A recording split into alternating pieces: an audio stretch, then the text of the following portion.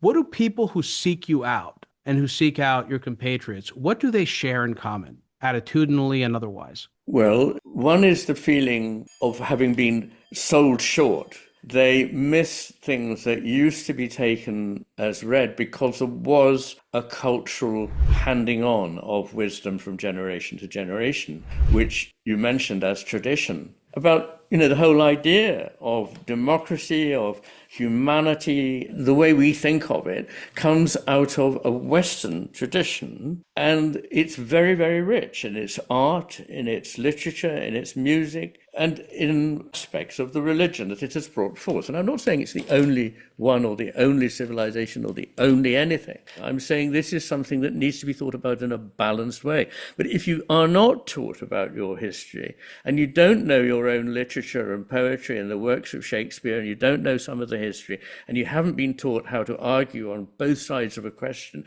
you leave school as frankly uneducated. Yes, you may know a lot of tech, but you haven't got an education. And none of the tech means anything at all, unless you've got a coherent context into which to sit it.